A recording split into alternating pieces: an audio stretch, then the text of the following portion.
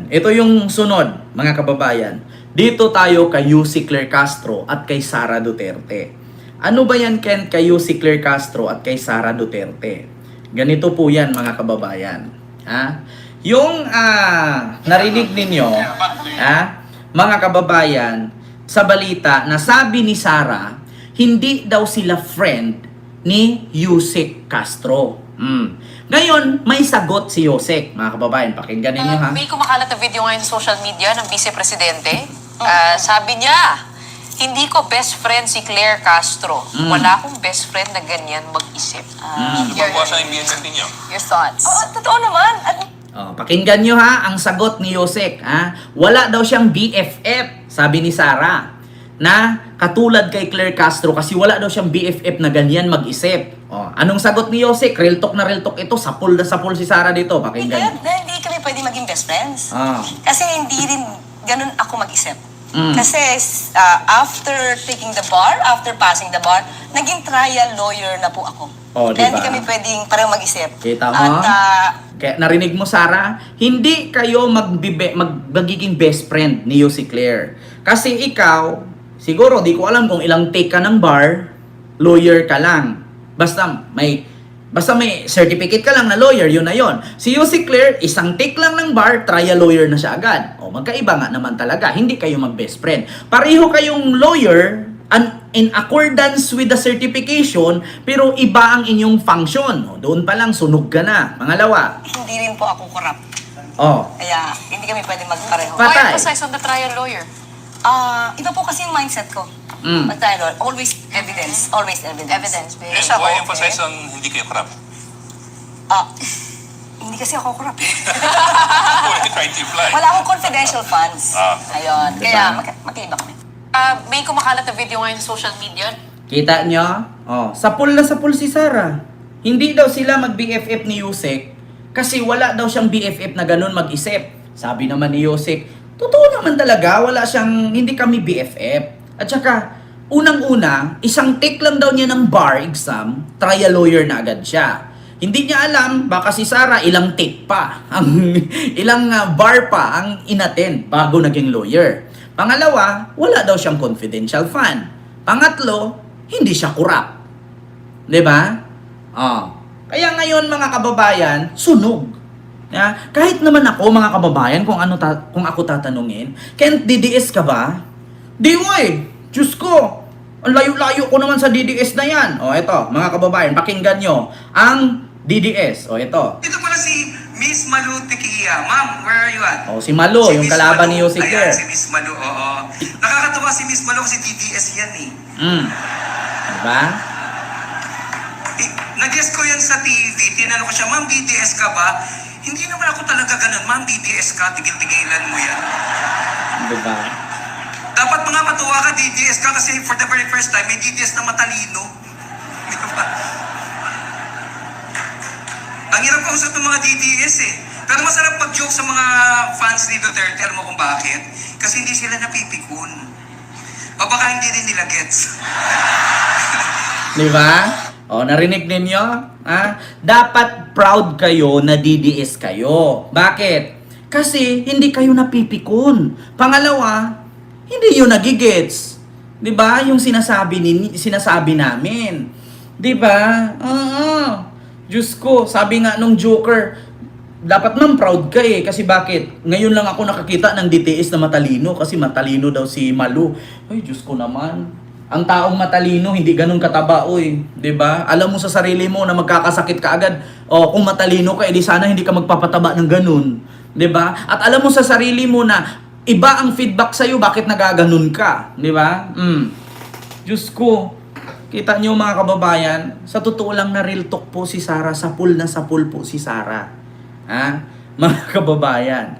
Sino yan, Kent? Hindi ko po yung kilala po eh. Kung sino yung Joker na yun, napanood ko lang sa TikTok. 'Di ba? Ang alam ko dyan, Kent, if namatay si Digong Matik, kaanak niya ang papalit bilang SB. Hindi naman namatay eh. Buhay eh. 'Di ba? Kaya yun po yun, mga kababayan. Alam niyo, sa totoo lang, minsan, no, kapag may mga DDS na nagpo-post, ang reaksyon nila kay UC Claire, anti-Claire daw. O sige, sabihin nating anti-Claire. Alam nyo ba, sa totoo lang, yung mga taong galit kay UC Claire Castro, yun yung mga tao na ayaw tumanggap ng pagkakamali. Kasi bakit? Ang taong hindi marunong tumanggap ng pagkakamali, yun yung bobo. Bakit? Alam niya na mali siya, pagpilitan niyang tama. Ganun na gawain ng mga bobo yan. Tapos, sinampal ka na ng ebidensya, sinampal ka ng katotohanan. Ipaglaban mo pa rin. Dami kong kaibigan ganyan. Gusto nyo ba isa-isahin ko pa? Kilala ni Ma'am Lily Tonini yan. Napakakarami kong kaibigan vlogger. Kasi bago ako nag-vlogger dito, iskon yan ako. Nag-vlogger ako kay Isko bago ako naging vlogger dito sa BBM administration. Napakarami kong kilalang yan. Ayan, si Ma'am Nura Nireda.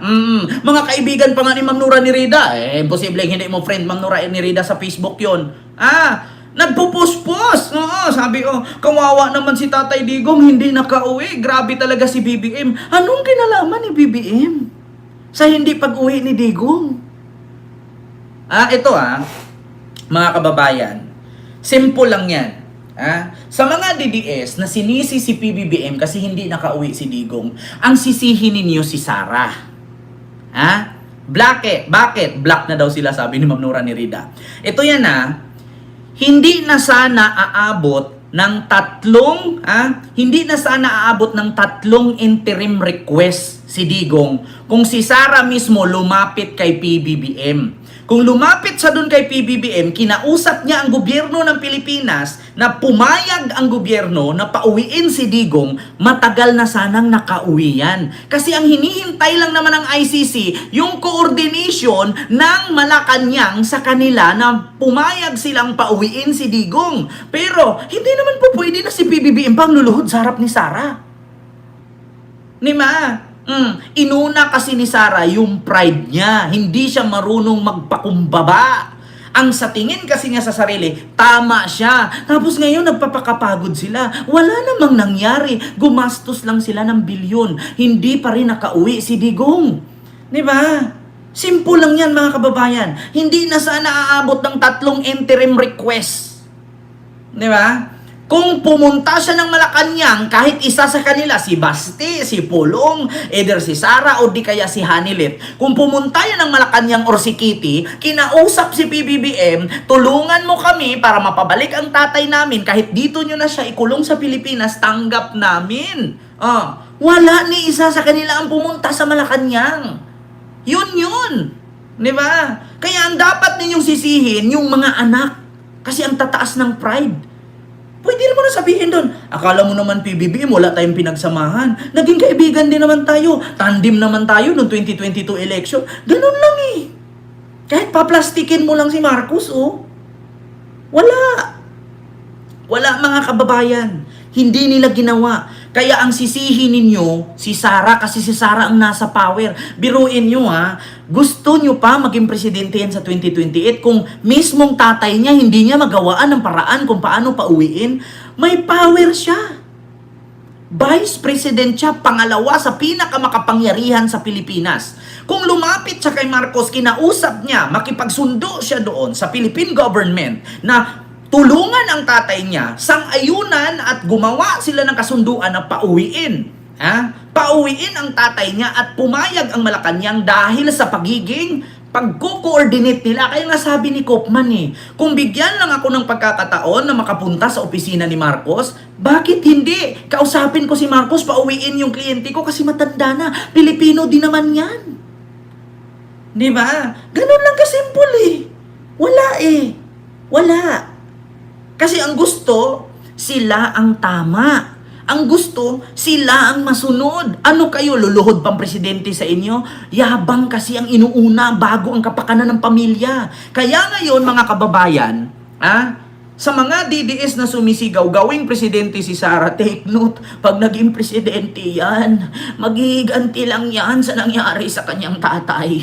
Baka magulat tayo, si Marcos ipapakulong din niya yan sa ICC. Baka magulat tayo, si Laila de Lima ibalik niya. Baka magulat tayo, si Harry Roque, si Tebe, si Bantag, si Alice Go, si Kibuloy, ibabalik yan dito sa Pilipinas. Diba? Ganun yun. Diyos ko. Kaya nga, di ba, sunog na sunog siya kay UC Claire. Sabihin ba naman niya, wala akong BFF na ganyan mag-isip? O di ang sagot ni UC Claire, wala talaga. Hindi kami mag-BFF. Kasi bakit? Ako, isang tiko lang ng bar exam, naging trial lawyer agad ako. O at pangalawa, wala akong confidential fund at hindi ako corrupt. Di ba? Kasi may kasabihan tayo, mga kababayan. Ha? May kasabihan tayo. Tell me who your friends are and I will tell you who you are. 'Di ba? Kung ang kaibigan mo may confidential fund at corrupt, ibig sabihin corrupt ka na rin. Bakit ka nakipagkaibigan sa mga corrupt? 'Di ba? Oo, kaya sabi ni Yusek, wala siyang BFF na katulad kay Sara. Ilang take pa ng bar bago naging lawyer. Tapos naging lawyer, walang hawak na kaso. 'Di ba? Pangalawa, wala daw siyang confidential fund. Which is totoo naman. Paano magkaroon ng confidential fund si Yusek? Tagapagsalita lang naman siya. 'Di ba? Isunog. Tostadong tostado, sapol na sapol, 'di ba? Pulbong pulbo si Sara nag-meltdown. 'Di ba? Paano yung pamilya ng AGK? Sabi ni Sir Edgar, depende na kay PBBM 'yan. Kung ano ang ni PBBM diyan. Pag hawak niya sa pamilya ng AGK at dito sa pamilya ni Digong. 'Di ba? Kasi wala namang ibang gawin ang presidente kundi ang ikakabuti ng kanyang mga nasasakupan. Hindi naman nagbibilang ang presidente kung ilan ang namamatay kasi trabaho ng mga sundalo yun. Kung ilang kaaway ang napapatumba. Ang trabaho ng presidente, bilangin mo kung ilang buhay ang masalba o maligtas mo. Hindi trabaho ng presidente ang magbilang ng kaaway kung ilan ang napatay. Trabaho ng sundalo yun at pulis. 'Di ba? So yun po yun, mga kababayan.